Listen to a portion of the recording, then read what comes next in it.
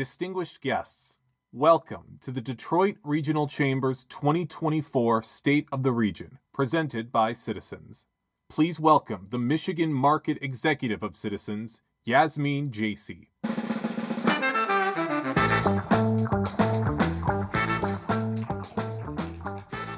Good morning and welcome to this year's State of the Region event. It is a pleasure to be here with you today. I would like to start by addressing Sandy and the entire team at the Detroit Regional Chamber. At Citizens, we believe in smart, data-driven decision-making, and that's why we have been so fortunate to be able to partner with you, Sandy, and your incredible team to produce this data-rich report and host this event for several years. I would also like to thank all of you in the audience, because I know you all work tirelessly every day to support the success and prosperity of the people of Greater Detroit. Thank you to all of you, and please give a round of applause to the Chamber for the incredible work that they do, and to yourselves.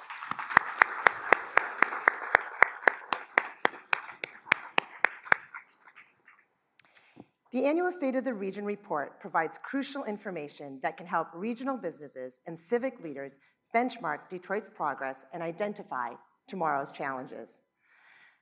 Last year was full of unexpected twists and turns for both the regional and national economy. However, this year's State of the Region report, which you will hear more about in a few minutes, once again demonstrates the strength and fortitude of the Greater Detroit region in the face of evolving economic conditions. Despite higher interest rates, elevated inflation, supply chain hurdles, and a labor strike that affected more than 50,000 workers nationwide, Michigan's GDP grew more than 2% every quarter in 2023. Wages and salaries in the Detroit region rose year over year, and unemployment remained near historic lows. It's clear that the innovative and entrepreneurial spirit of our city and state is alive and well. Citizens has a strong commitment in the Detroit region, and the entrepreneurial spirit of innovation and resilience that is embodied by our customers here in Detroit is a big part of what has made Michigan a key market for our bank. It's no secret that 2023 had its fair share of twists and turns for the regional banks as well. At Citizens, we navigated this dynamic environment by not only playing strong defense, but also playing disciplined offense, including accelerating our growth in wealth management with the launch of the Citizens Private Bank, and continuing to build our presence in key growth markets like New York and California, and yes, Michigan. Through it all, we maintained a maniacal focus on our customers and clients. We believe deeply in the value of true partnerships, and we are committed to supporting our clients through every step of their financial journey. Our experienced bankers have served retail and commercial customers here in Detroit for many years, and they work tirelessly to deliver smart advice, creative ideas, innovative products and solutions that help our clients navigate and grow in changing circumstances. To those members of our team that are here with us today, thank you for your continued commitment to our customers, our clients, and our community in the Greater Detroit area. I personally could not be prouder of the team that we have here in Michigan. And I'd like to ask all of you to join me in giving them a round of applause.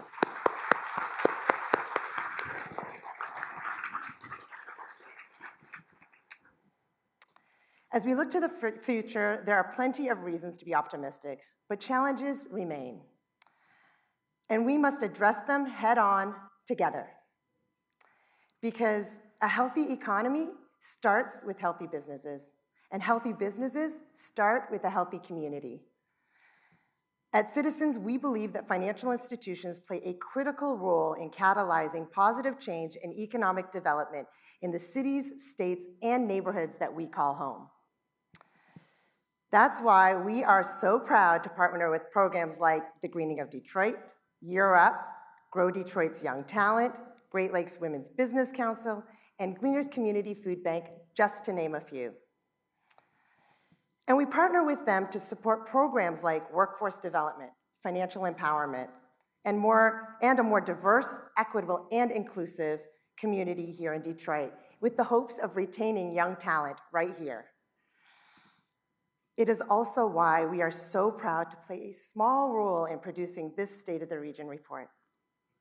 I would like to say thank you again to Sandy, the team at the Detroit Regional Chamber, all of you in attendance, for everything you do to help support a thriving community in Detroit.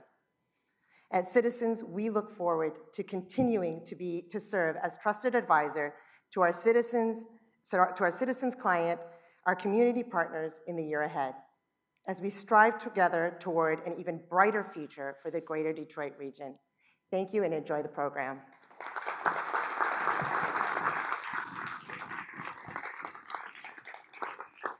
Please welcome the President and Chief Executive Officer of the Detroit Regional Chamber, Sandy Barua. Good morning, everyone. Good morning. Awesome. Thank you all for being here. Particular thanks. Yasmin, thank you so much for those great opening remarks. I see a lot of green in the audience today. We got a lot of citizens, employees, and senior leadership here, although some of that might be MSU. As I say that, I'm thinking that. But thank you to Yasmin and to the senior leadership team for Citizens for their 8th year of support for this. I also want to recognize my bosses that are in the room, the board members of the Detroit Regional Chamber, which there are many today. I'm not going to mention you all, but I do want to recognize our board chair, Matt Elliott, from another financial institution, Bank of America. But Matt, thank you so much for your leadership and all your great work.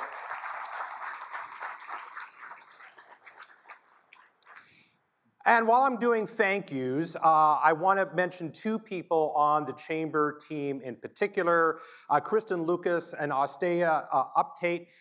They make up our incredible research team. So I'm basically up here over the next several minutes taking credit for their work. So a round of applause, please, for Astea and Kristen.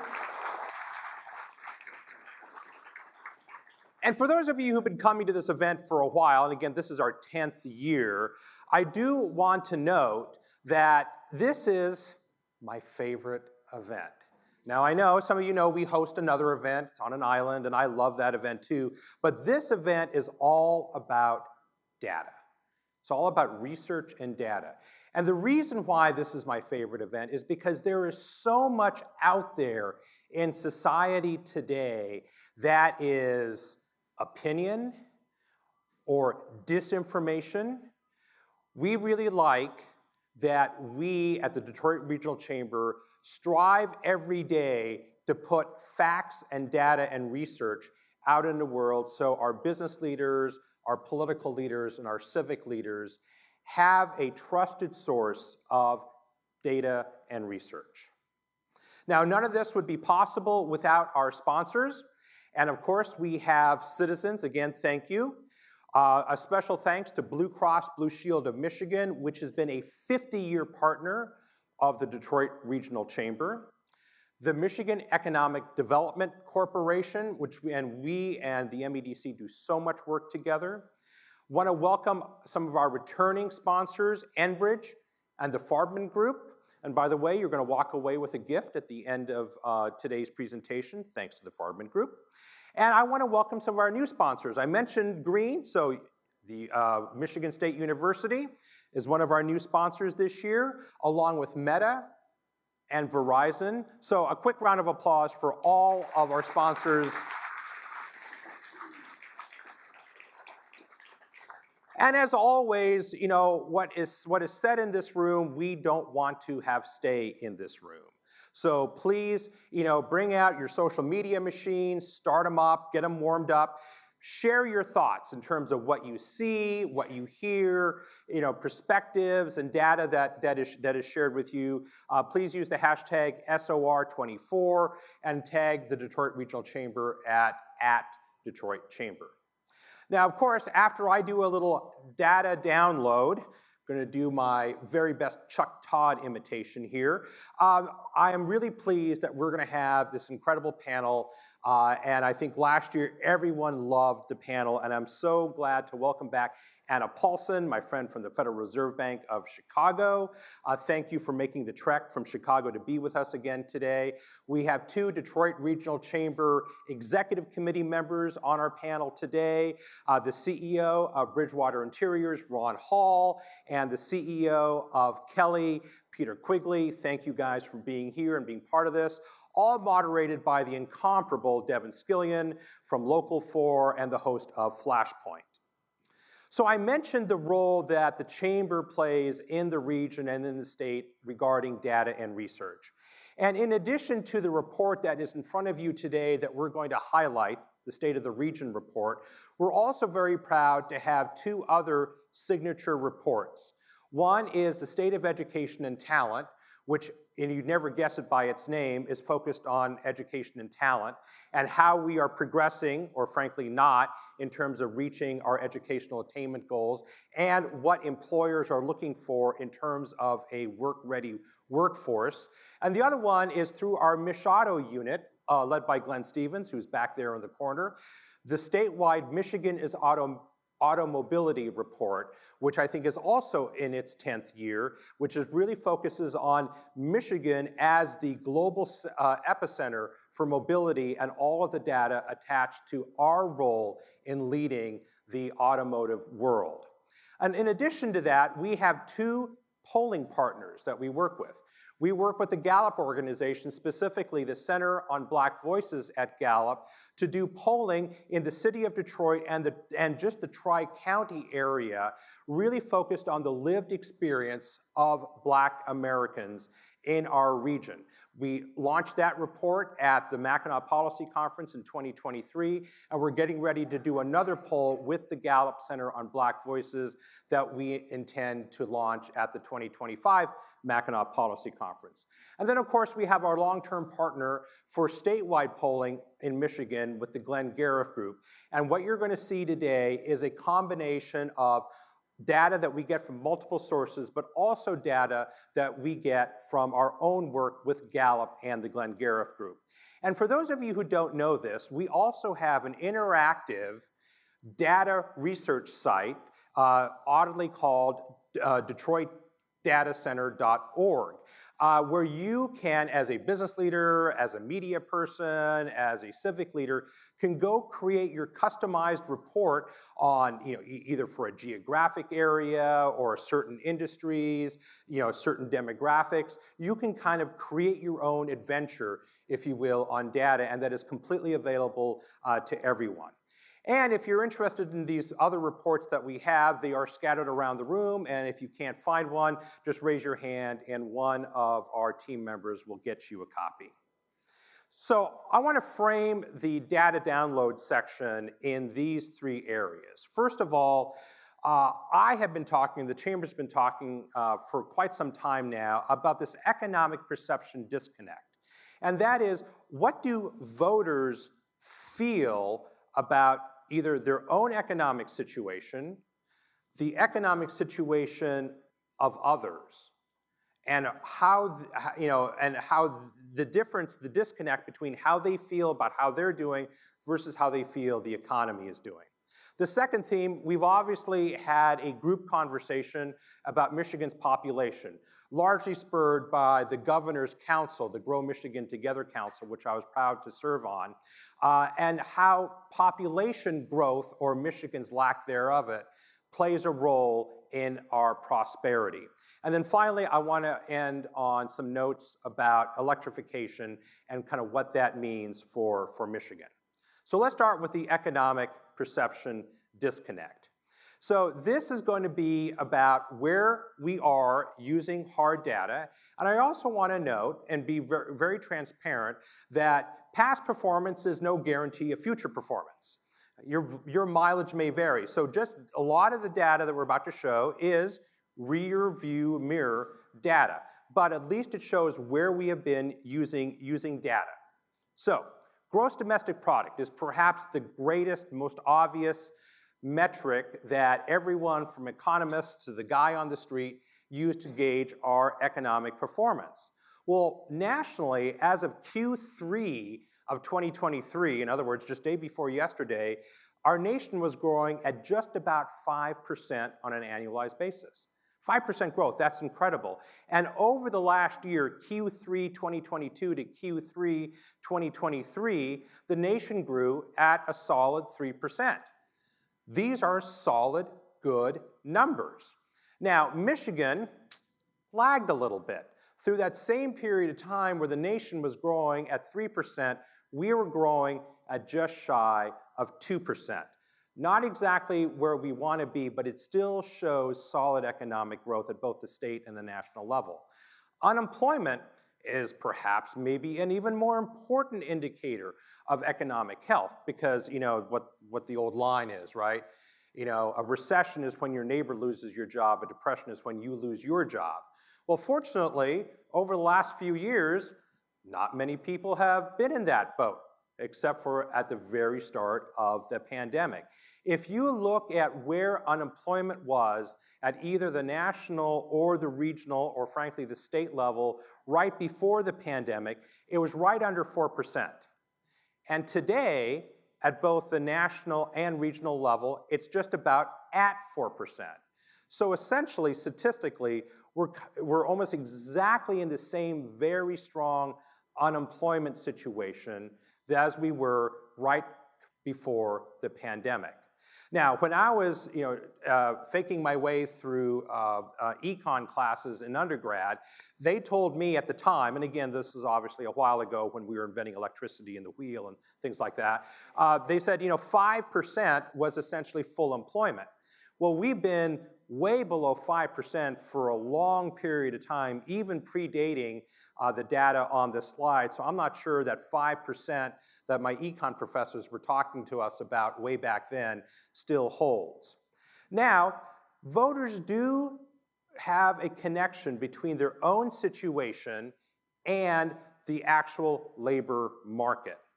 So when you look at what Michiganders are saying, again, this is statewide data, 75% of Michigan voters report not finding any trouble finding a good-paying job. That's a hugely strong number. 2/3 of respondents say that the job market is lush. There is not a problem finding a good-paying job in my area. And most importantly, 80% of Michiganders say, I am not concerned about losing my job. Now, these, for Michigan, are incredibly strong numbers. And if you also want to use the metric that we often use, which compares the number of job openings available across the state to the number of unemployed people across the state, we're exactly where we were right before the pandemic. In other words, there are 1.5 jobs available right now for every unemployed person in the state of Michigan. Another piece of good news is wage growth. Now, we all know for a generation or more, especially for lower income and middle income earners, wage growth has been, unfortunately, stagnant. Today, again, at this moment, remember the disclaimer, your mileage may vary. At this moment, wage growth is not only significantly higher than it was prior to the pandemic, when everyone said that the economy was doing well, it's actually higher than the rate of inflation. Now, dropping inflation rates and rising wage rates may be two ships that pass in the night, and this dynamic may not last very long, but at this moment in time, we do have good news to report. Another piece of really interesting news, at least for the chamber team, was this number here, labor force participation. In the entire time that I've been in Michigan, we have had this dynamic where Michigan has lagged the nation when it comes to labor force participation. We just don't have as high a percentage of our work-eligible citizens in the labor market as the nation as a whole. Right now, we're essentially tied with the nation, and you can see how the orange and blue converge at the very end where there's this only 0.3% gap between the national level and the Michigan level. And this is a new dynamic that we're seeing, and we're going to be very interested to see if this is a trajectory that we continue on, if it levels out, or if it reverts back to its historical norm. Now, for us who own homes, good news for us. In Q2 of 2023, the Detroit region, again, this is a regional number, not just the city, the region grew at 6.4% in terms of home sale prices. That's compared to 3.6 at the national level. Our home prices in the Detroit region actually outstripped the home price gains in the Miami region. And that's something that's never happened before. So good news for homeowners. And this is another number that we talk a lot about, and we've been highlighting this number for the last 3 years. New business applications, which translates into new business starts. After the Great Recession of 2008 and 2009, we did not see a spike in new business applications and new business starts. And this was highly unusual because traditionally, coming out of a recession, people lose their jobs, and what do? They start their own enterprises. That drives innovation, that drives business growth. So even though there's a recession, there's a positive outswing coming out of that. We did not see this in 2008 and 2009, which is one of the primary reasons why we had such sluggish growth coming out of the Great Recession. At the start of the pandemic, we saw an explosion in new business applications, and that is still happening. In fact, this last year, 2023, we recorded Michigan's second strongest year for new business applications. And when I look at all of this data, the one piece of data that I'm actually most excited about as someone who runs a business organization and cares deeply about the regional economic health, this is the number that gets me the most excited. So I promised the disconnect piece, and here's a piece of that. So you poll Michigan voters across the state, 61%, I'm doing as well, if not better, than I was prior to the pandemic. And as I said earlier, 80% are not concerned about losing their job. But almost 70% of those exact same respondents say the economy is weakening. 45%, almost half, say that inflation will be worse next year. Now, mind you, all evidence to the contrary, but this is a great example of where people say, I'm doing fine, the rest of you are screwed. Now, we know why that is the case, right? You walk into a Meijer, you walk into a Kroger, anyone who's shopped for anything over the last 2 years knows that this run-up in prices that we've had isn't going away. I mean, eggs, 63% change since the pandemic. Beer, and even worse, bourbon is up 25%. The team wouldn't let me put that on the slide. I don't know where the priorities are. But, we are seeing this high prices as being a real driver for people's negative perceptions of the economy. Here's another great example. Consumer spending versus consumer sentiment, right? So the bottom line, the blue line, tracks consumer sentiment. This is the University of Michigan, the famous University of Michigan number. This number obviously took a huge dive at the beginning of the pandemic, and frankly, it just never really recovered. It just is kind of bumping along a little bit. It's up just a little bit right now, but I don't know how long that's going to last. But look at the delta between consumer sentiment and consumer spending, which is the orange line up top. Now, I know what you're thinking. Well, of course consumer spending is up. Inflation is up. Things cost more. This slide is inflation adjusted. So the rising costs of eggs and bourbon is not factored into this slide. People are spending more because they're buying more, not just because inflation is driving things up. So even though people have a really sour view in terms of their consumer sentiment, by the way, the numbers that we see today are actually worse than they were during the Great Recession of over a dozen years ago. That gives you an idea of how sour consumers are, but they're still spending. And again, I want to really congratulate my friends at the Fed across the country. We have never seen inflation drop as much in 1 year than we've had in this last year. And that is really thanks to the great work of the Federal Reserve Bank Board of Governors and the Federal Reserve Banks across the country. We peaked at 9%, and we are at 3% today. Now, not quite the Fed's 2% goal, but 3% is a far cry from what it was just a short time ago at 9%. Business leaders, CEOs in particular, are quite optimistic. 73%, again, this is a national number, are projecting revenue increases. 73% are projecting revenue increases, 63% are projecting profit increases, and 44%, just shy of half, are projecting hiring increases.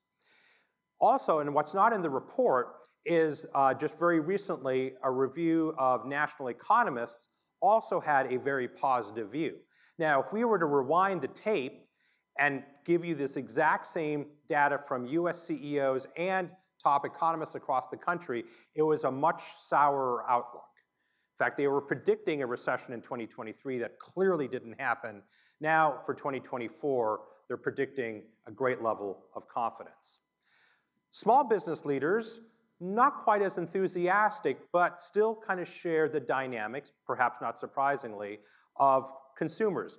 64% of small business owners say that their businesses are in good health, but only 25% of them think that the economy is in good health. It's an interesting conundrum. So I said I'd spend a little bit of time talking about population. Now, when the Governor's Population Council was report, and I was asked to comment on it, I came up with this conclusion. Our house is on fire. And our house has been on fire now for 40 or 50 years.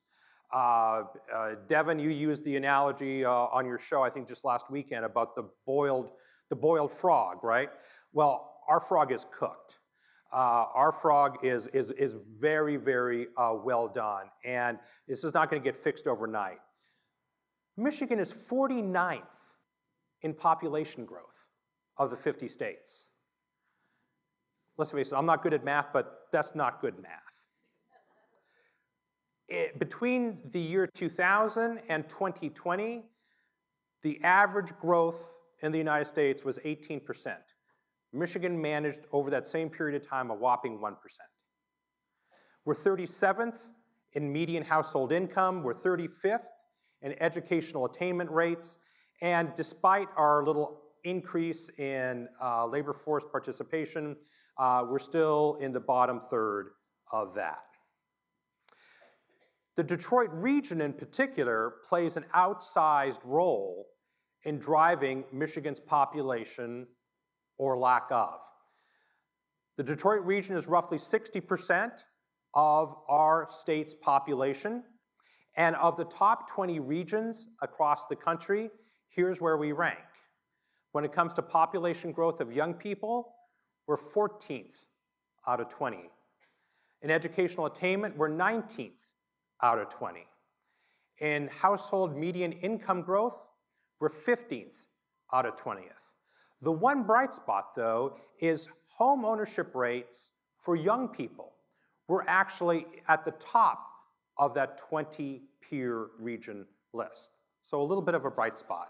And continuing the homeowner discussion, we actually outstrip the nation in home ownership rates. Now, there's probably a lot of reasons for that. One, we have a more aged population. Michigan not only is not growing, we're also getting older. So we've had more time for people to own a home.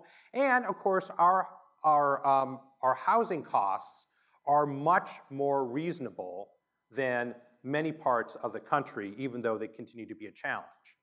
But we also want to highlight on this slide, because you can't not mention it, is the disparity in racial attainment around housing. For white people, it is 80%, and for black people, it is 46%. And if you want to add in mortgage rejection rates, for white people it's 11%, and for blacks it's exactly double that at 22%. So these kinds of ongoing disparities also make it a challenge that we have to address. Now, I don't know if this is good news or bad news. We have improved our rating on infrastructure according to the American Society of Civil Engineers. We're at a C-, guys. And by the way, this is an improvement because we were at a D+. So I'm not sure how excited we are as parents when our kid comes running in the front door and say, "Hey, great news, Ma, I got a C-." So this is improvement. I want to recognize that, but obviously our infrastructure has a long, long way to go. But one of our bright spots in infrastructure is DTW Airport. Constantly rated as one of the best airports in the country. So I wanted to not end this on such a negative note. But another thing that's interesting, and this is included in the report, that voters are now really understanding the incredible infrastructure challenge that we have in Michigan. When we asked Michigan voters, would you rather invest public monies in education and infrastructure, or would you rather have a tax cut? 60% said, no, do the investment thing. Now, let's take that with a grain of salt, because once people get into a voting booth and are voting their checkbook, right, sometimes behavior is different. But this was a really interesting finding for us in our statewide voter poll information, that people are really responding to and understanding the challenge that we have. So, finally, I wanted to talk a bit about electrification. Now, there's been a lot of conversation about the transition from ICE engines to electric power. And some want to say that the move to electrification of vehicles alone will save the planet. And then there's others that say that no, the move to electrification, that'll cost jobs. That'll cost jobs. We should just stick with our gas-powered vehicles. Well, in the Chamber's opinion and in Machado's opinion, neither side has this right.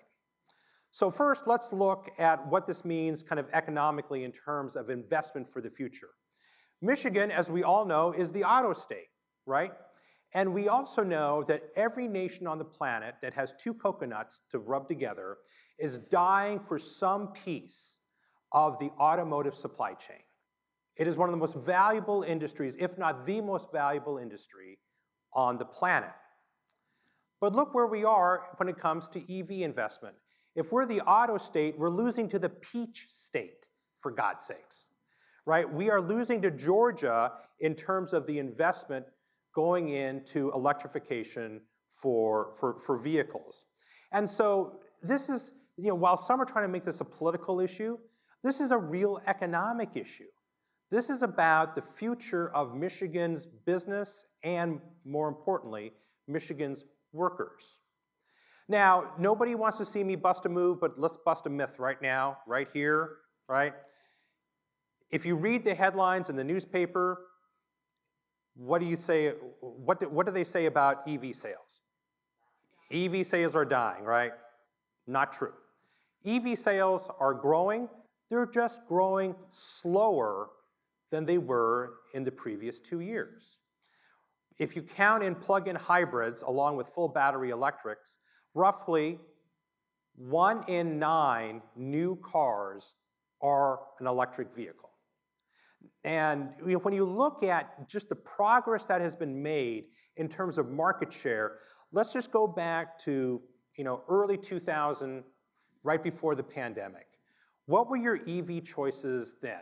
Well, you had a few Teslas, right? The Model Y wasn't out yet, which is the best-selling, not only is best-selling electric, but one of the best-selling cars on the planet. You had the Chevy Bolt, which, by the way, I have and I love. You had the very expensive and avant-garde Jaguar I-Pace. You had an equally expensive Audi e-tron. You had some quirky things like, remember the BMW i3? Kind of looked like a clown car that had gone bad. These were your choices for electric vehicles in early 2020. Now, fast forward today, we have more than 60 choices, and we're now at least 1 in 9 new. So when you look at what the trajectory of growth is of electric vehicles, do we want to make this a political issue, or is this a business issue? And if we're going to understand and be part of the future of the automotive and mobility industry, should we be leaders or laggards, right? So when we talk about EVs, let's understand that EVs aren't for everybody, right? John Dutton is not going to charge his Ram pickup, on the Dutton Ranch. And certainly, based on what the technology is today, if you live in an apartment, if you only have one car, if you drive long distances, if you're constantly towing your horse trailer across country, right? A Chevy Bolt's probably not the right answer for you, right?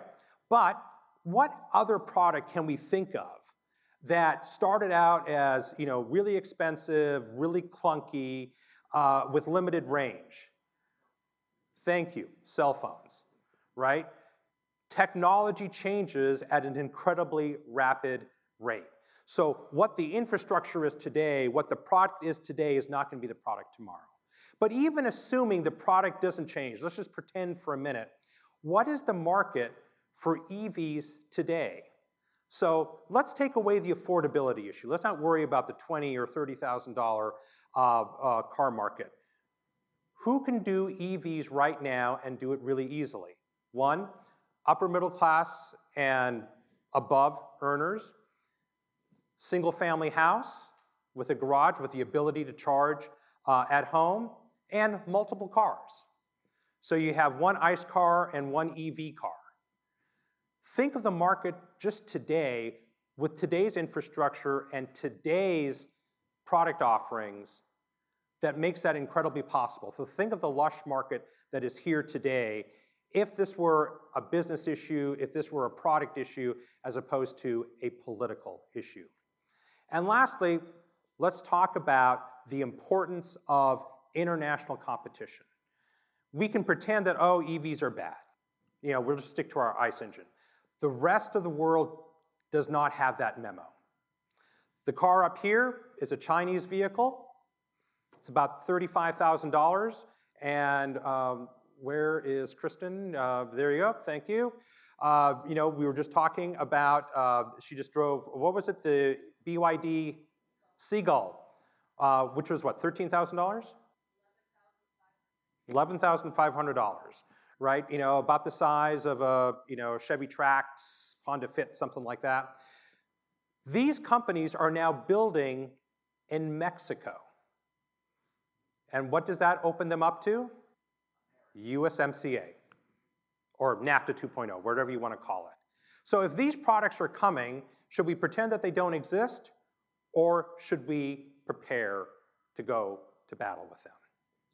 So as I wrap up, I want everyone to think about two important things as we welcome our panel led by Devin Scillian. First of all, let's think of things as economic issues and not political issues. And if we think about it as economic issues, will we choose to rise to the challenge of next generation mobility or not? Because if we won't do it, who will? Secondly, think of the cultural piece, what we sometimes call the public civility piece. Will elected leaders and us as citizens, will we allow the use of fact-based discussion? Or are we going to be tribalistic, which we do so much of today? If this side of the aisle says this, then this side of the aisle has to say no. If this side of the aisle is wrong, then we're always right. And we know that's not how America or Michigan in Detroit has succeeded over generations. So we have an economic issue and we have a cultural issue, And if we don't solve these issues, we're not going to solve any of the other ones.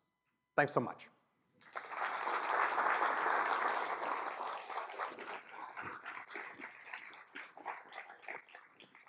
Please welcome the President and Chief Executive Officer of Bridgewater Interiors, Ron Hall. The Executive Vice President, Research Director, and Executive Committee Member at the Federal Reserve Bank of Chicago, Anna Paulson. The President and Chief Executive Officer of Kelly, Peter Quigley. And to moderate the discussion, anchor at WDIV TV4 NBC, Devin Skillian.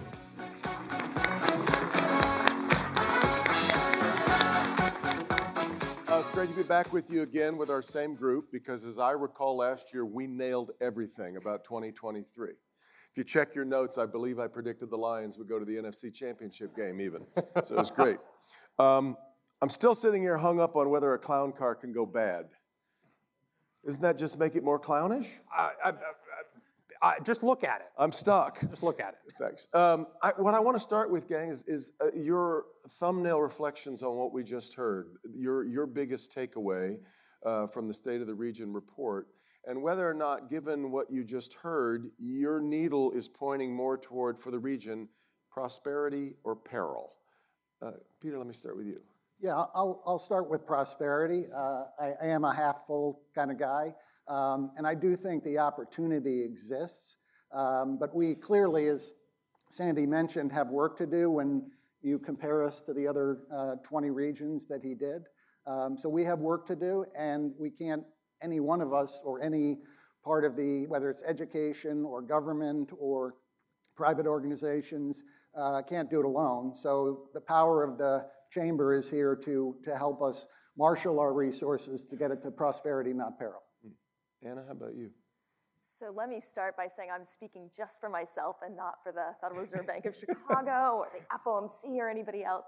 I'm kind of a glass half full person too. And so the things that stand out for me are the business starts, right? Those are people putting their own capital and their own ideas to work for the economy of the region and the nation. And so they're taking a risk, they're making a bet, they're pointing towards prosperity. And then the other piece of that are the consumption numbers that Sandy showed you, right? Again, people are saying, I feel comfortable enough about my economic position that I'm gonna go out and buy things. And that's, again, I've got a choice. I could save for the future because I'm worried, or I can spend. And so you're seeing people put that money to work in the economy from the household side and from the business side. And we have also seen a lot of investment over the last year in this region and in the nation as a whole. That all feels good for the future. Mm-hmm.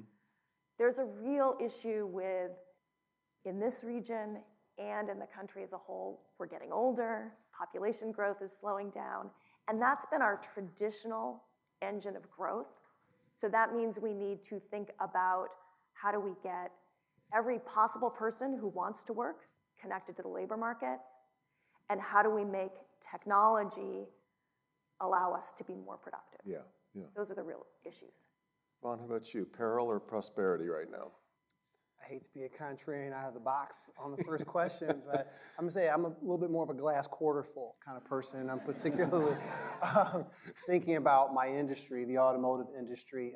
I don't think that, and I'm just thinking about the state of Michigan, I don't think that we yet appreciate generally and broadly the significance of the threat to being the dominant space for the industry in North America. You know, as Sandy was just saying in his remarks, the speed with which some of this development is moving south, the decades of capital flight from Michigan and the rest of the upper Midwest, and then this looming threat, particularly from the Chinese manufacturers with EVs. I mean, we don't have another 10 years to talk about it and try to figure out. And I feel like the threat is at our door. And relatedly, and also to the comment about taxpayers being more willing to perhaps invest in infrastructure and education.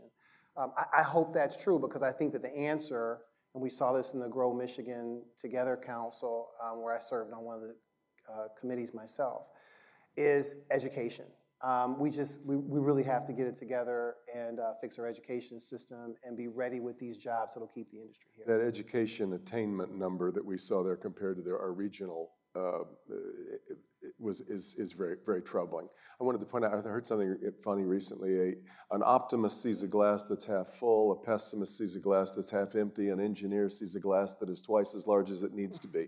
I want to ask about this disconnect that Sandy talked about, and we've talked about this. I'm really fascinated by this. We've talked about this on Flashpoint a lot.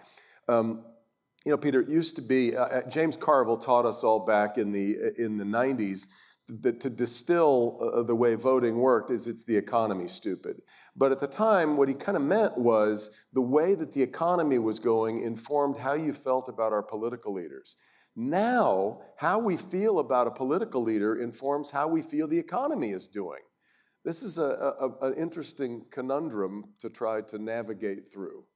Yeah, it's clearly flipped on its head, and I think the disparity between the consumer spending and sentiment numbers that Sandy showed is a great example of that. I think in the workforce, the same disconnect exists to some extent with the customers that we support. There's been significant wage inflation appreciable at the bottom part of the wage scale, which is great. It's long overdue. But there seems to be a sort of remorse in the middle about security, job security, wage growth, the future of jobs. And I think, although it's not directly related to consumer sentiment, I do think that the workforce is also struggling with this sort of angst about the future. Yeah. And it's funny, the disclaimer that you feel like you have to give all the time about I'm speaking as myself. You must feel that way when you go to get your hair done. Look, I'm not speaking for the Federal Reserve today. Exactly. I'm making my own choices.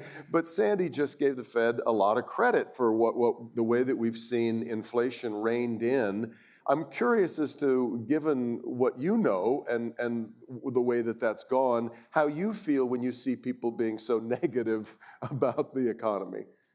So I think there's when I think about how people are feeling, I think you can square some of that by looking at both what's happened over the last year and then what lies ahead.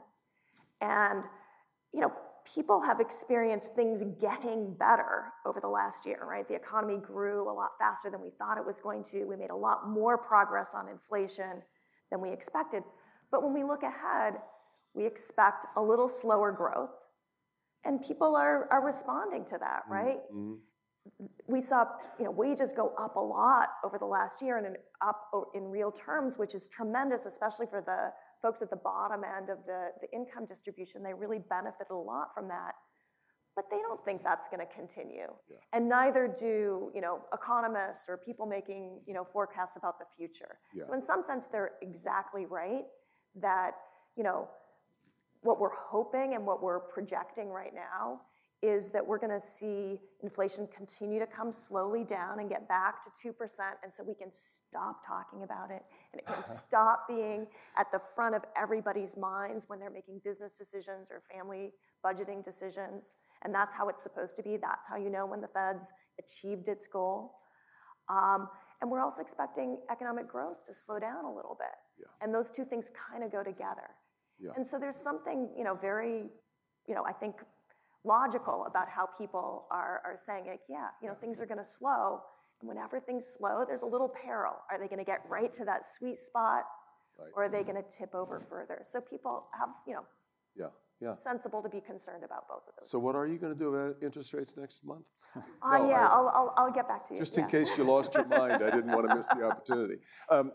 Ron, you and I talked about this last week, though. I as the father of 4 millennials, they are all fairly pessimistic about their own personal economies, and it goes to what Sandy talked about. Those grocery prices is what they feel.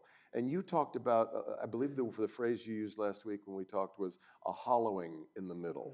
Talk about that a little bit. So first of all, I don't have 4 millennials. Between us, we have 4 millennials. I don't have that many older children.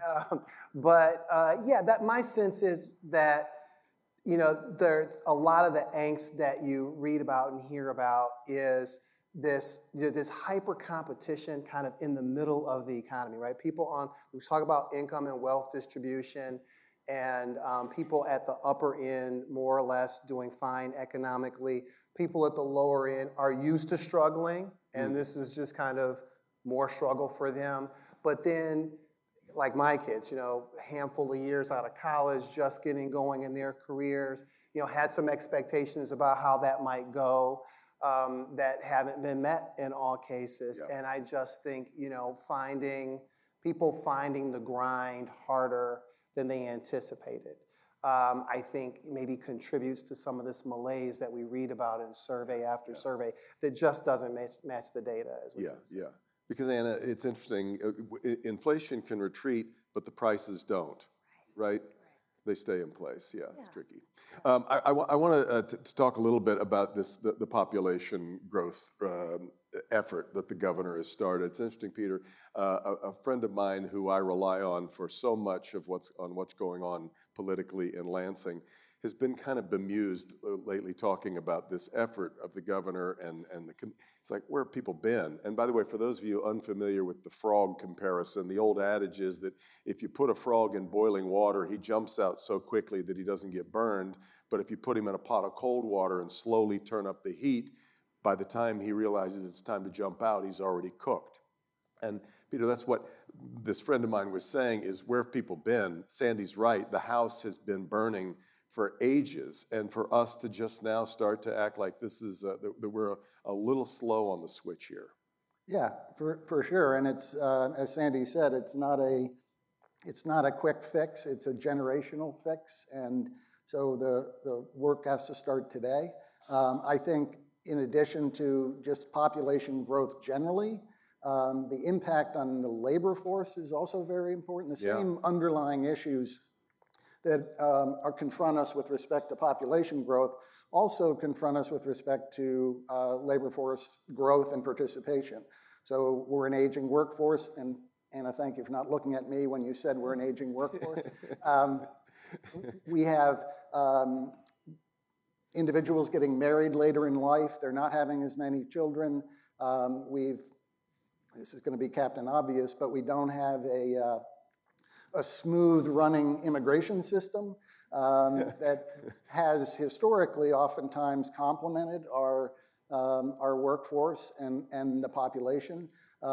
So we have a number of things that, as the council identified, that need both policy and process fixes. And until we do that, until we again turn the attention of our education systems, because pre-K to beyond secondary is absolutely critical to attracting people to the state. We have some great, wonderful natural resources, a great secondary school system, university school systems.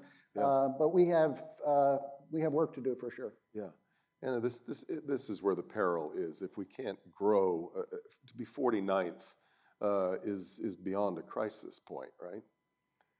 In population growth, sorry. Yeah, I mean, to be clear, there's if you look at the numbers for the entire country, right?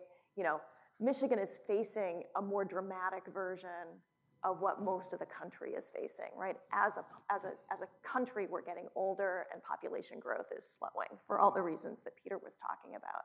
And so that does make it critical to think about, for the folks who are here, how do we make sure that they are productively engaged with the economy? My colleagues and I have been having lots of conversations with folks in Michigan and in Illinois and Indiana about access to childcare. And one of the things that you see behind those high labor force participation numbers that's kind of interesting is post-pandemic, women's labor force participation, particularly for women with kids, is a little higher than it was pre-pandemic. Yeah. Which is really again, I'm in the half full camp, and Ron's like, it's never gonna happen. But how do you keep, so how do you remove the barriers to being in the labor force for people who really wanna be? And that takes a lot of work on the ground, that takes a lot of listening, that takes a lot of partnership. Those aren't easy conversations to have. Definitely easier when you have more people, but then you've got to think about how do you make sure that the folks who are here can realize their potential. Yeah. Ron, I've been trying to hang on to this faith that the climate problems in the world were going to hold Michigan in good stead, that we were going to end up with a lot of climate sort of refugees. There's people in Florida who can't even get homeowners insurance anymore because of hurricanes, and people in California can't get them because of earthquake problems and mudslides. So help me either hang on to my optimism or dismiss me of it. I'm optimistic on that point. On this part? Actually, Okay, good. I think, surrounded by the Great Lakes, we talked about, Sandy referenced the lower cost of living here. I still think that over time, we've got an opportunity to improve our placemaking and have that be an important lever in drawing, especially younger, working talent to the state. Yeah. I think that's very possible. I've talked to several people from the Traverse City region, who talk about the way Traverse City has just exploded since the pandemic with the ability of people to work remotely more often. They got some challenges that go with that, but there's certainly some economic upsides for them. I think that, industries are beginning to adapt to the notion that there's going to be a huge cross-section of the workforce that's, not going to ever return to the office 5 days a week. People are going to expect to be able to live in one part of the country and work in another. One of those millennial children we were just talking about of mine does that. My son works for a firm that has its brick and mortar in San Francisco.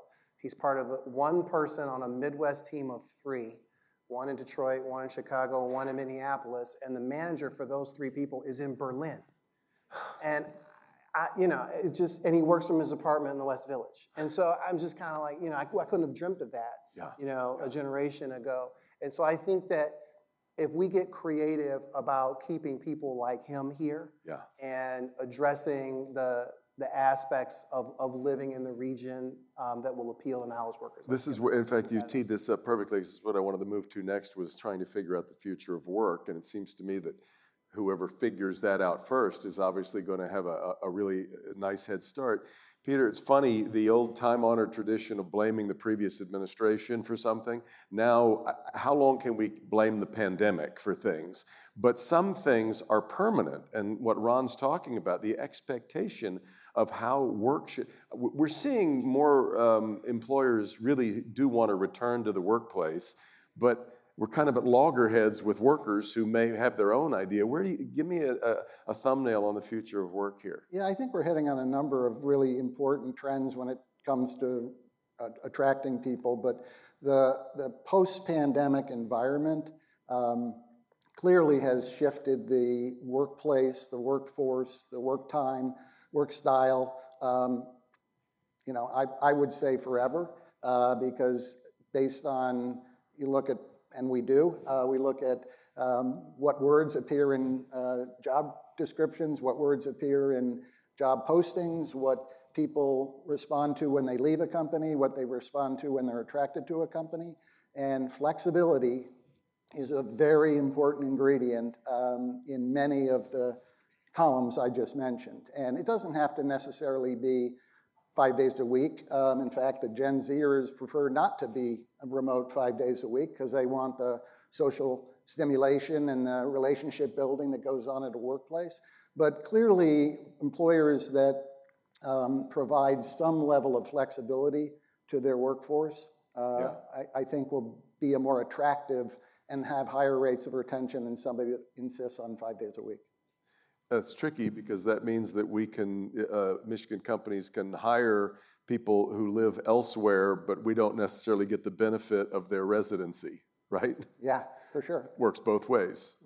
Anna, you want to talk about a little bit about how, and if there's any residue of the pandemic you want to talk about too, lingering in the economy? So I think it'll take a little bit of time for us to really figure out what from the pandemic is lasting and what isn't. I do think that we all learned that we can work differently, and we're seeing that play out all the time.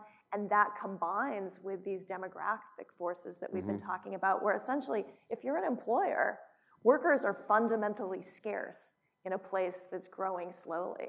And so you've got to think about how you're going to attract people. And so you want that to work for both sides, and you don't want turnover to be high. I think that's one of the things that companies struggled with a lot during the pandemic when we saw, unemployment go up and then, then come back down really quickly, and people were like, oh my gosh, how do I recreate these long-standing relationships that I had counted on? There has to be a little bit more in it for both sides, is I think one of the things that we've learned. Yeah. And so that basic, who has the bargaining power for, fundamentally in a place where we're growing solely from a population perspective, but we have a lot of business opportunity, a lot of business dynamism, both sides have to be part of that conversation. Yeah. Ron, the future of work in the auto world occupied an awful lot of the headlines over the last couple of months of 2023. I was riveted by watching the back and forth over the UAW contract and trying to figure out how things like artificial intelligence and robotics were going to fit into this piece. And we found, I think, if there's a labor leader in America now, it's probably Shawn Fain, who, give me your take on what all that meant to the future of work in Michigan. In my 25-year or so career in automotive now, I hadn't seen, a round of labor talks as difficult as what the industry just endured. And so at the beginning, I didn't know, listening to the people who are even senior to me in the industry, whether, this sense of panic was justified or not, or whether everybody was just mad because we knew they were going to wring bigger contracts out of us. But I'm hearing more and more, and I believe it, that there's a little bit more of a systemic shift going on. I heard from, a leader of a big data analytics firm that all these data analysts were being sucked in by automakers right after the contracts were signed, all looking to figure out how they could accelerate the move of manufacturing away from the upper Midwest and away from the UAW. And you're seeing, company leaders from the automakers talking out, Jim Farley just talked about this recently again. Mm-hmm. But they're doing it, and for the first time as a tier one supplier, we're talking about modularity, and decreasing our human labor and having more modular work done south of the border and brought here and dedicating all kinds of resources to look at that. That's never happened before in my career. Yeah. And so I definitely think there's going to be a reaction. And I think, we're going to see it sooner rather than later, meaning, in less than 5 years, not more, as some of these things come to fruition. But, for every action, there's a reaction. We know that, trade laws are not stagnant. I don't know that that the Chinese are going to be able to flood the market the way they're hoping will be allowed, especially depending upon how things play out in November. So I think, a lot's got to play out. But to Sandy's point, we know we need to be smarter.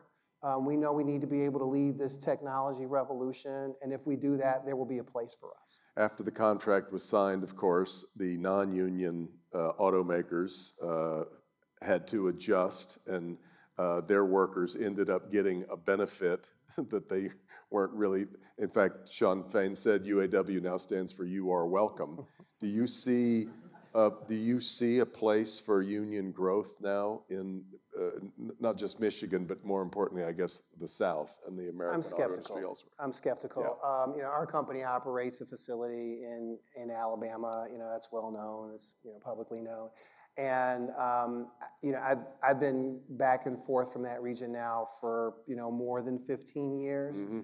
And I tell people all the time, it is difficult to describe how viscerally opposed everyone is to unionization in the South compared to what we know here. Still, politicians talk about it, economic developers talk about it, local officials talk about it, employees talk about it. Yeah. I just have a hard time imagining that culturally the UAW is going to be able to move that needle now. We are happily represented by United Auto Workers here at all three of our Michigan facilities. And so, we're comfortable managing a workforce that's either unionized or not.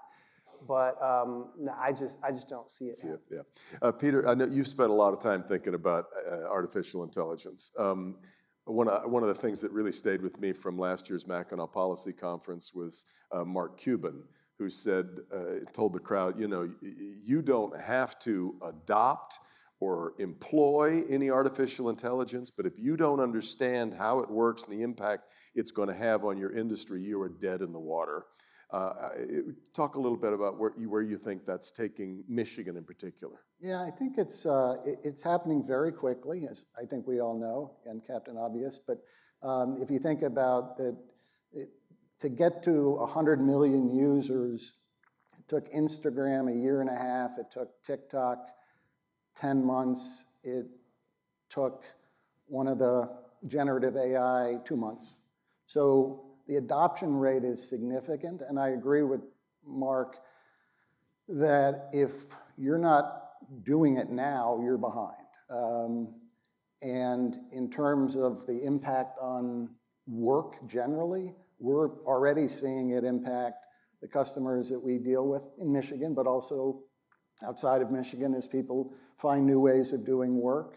There are going to be jobs that will be destroyed, but I tend to agree with the World Economic Forum and McKinsey that there are going to be more jobs created than destroyed. And in our own workplace at Kelly, we're deploying generative AI and helping improve the productivity of our recruiters.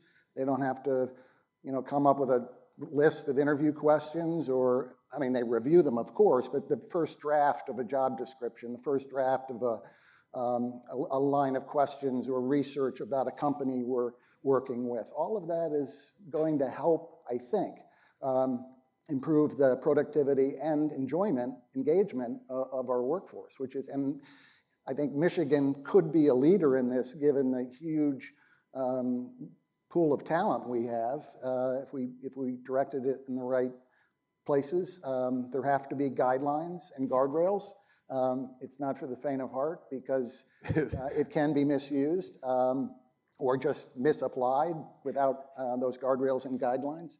But I think Michigan could be a leader in the country. It's not hard to see, though, the dystopian side of this as well. Anna, you have any thoughts on what AI is taking us?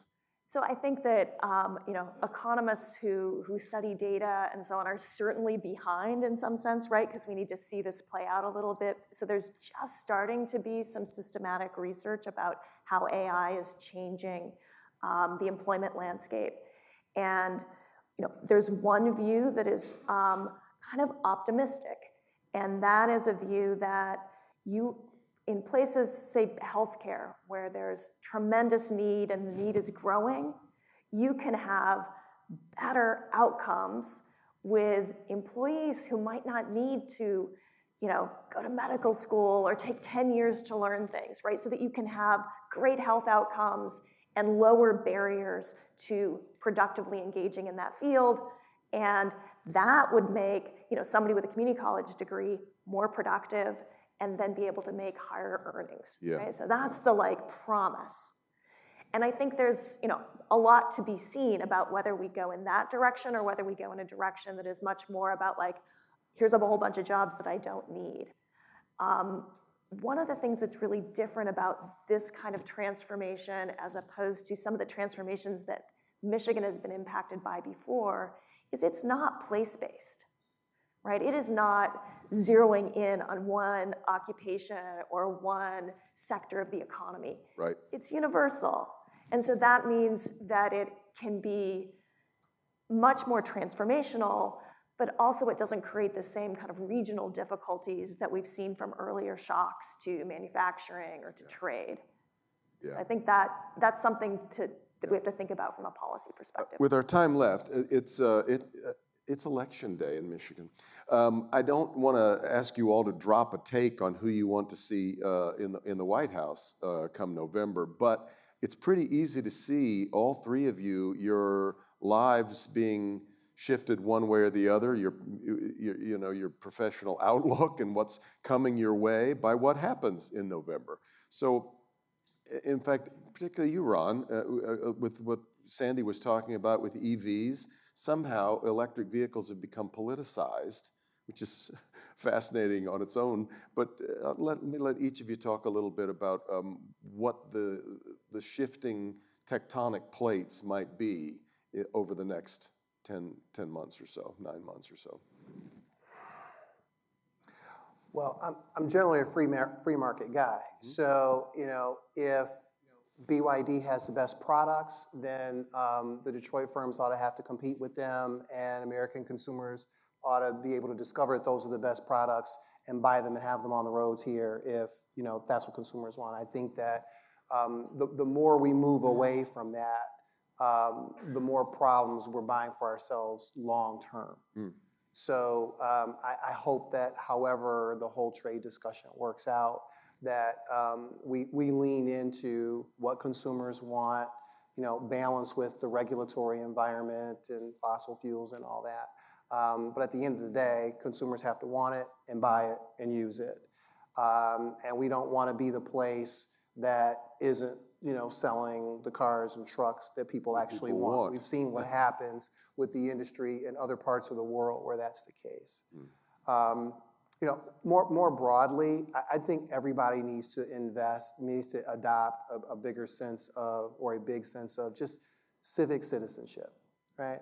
I mean, we have a great representative democracy. We've got institutions that, have made this, in my view, one of the greatest countries in the world over the last few hundred years.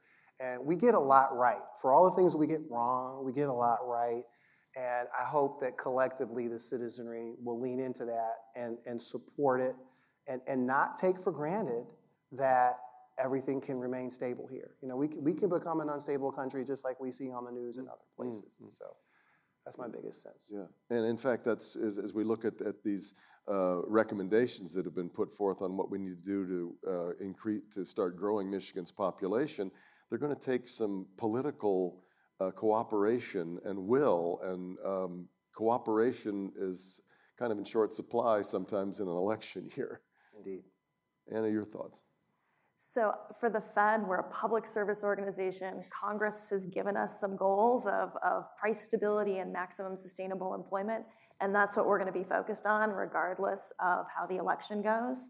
And we're going to be focused on the well-being of citizens in the region and understanding the impact of the policies, whatever they are, on the economy, on employment, on inflation, and then designing policy in a way that makes sense given those realities. Yeah, that's great. And I wasn't trying to set a trap door for you because I dodged it. I know. little tricky.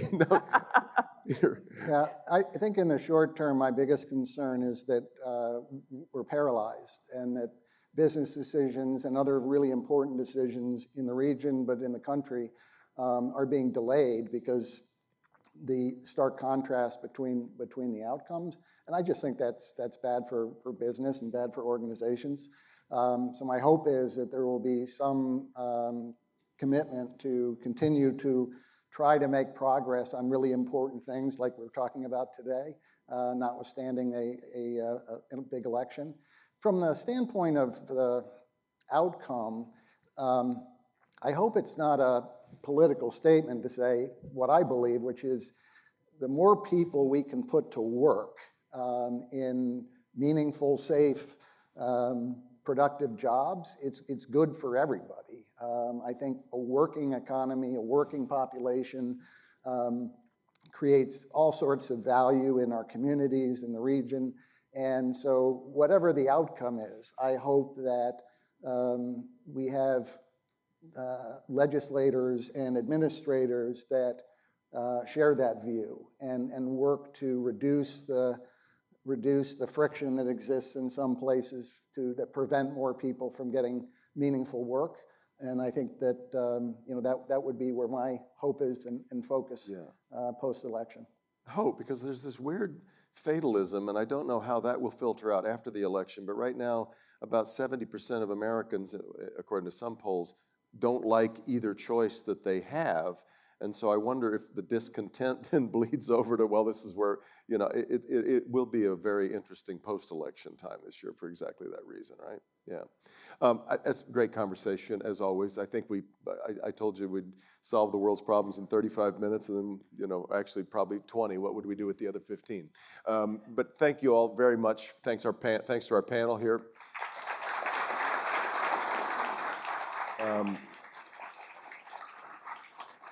Big thanks to Citizens for providing this great environment and forum for all of us today. Hope you all have it is a beautiful day outside. We've got some more nasty weather coming in later, so let's all get out and enjoy a little bit of it. Thanks so much for being here, for supporting the region, for supporting the chamber, and make sure you get out and vote today. Thanks so much.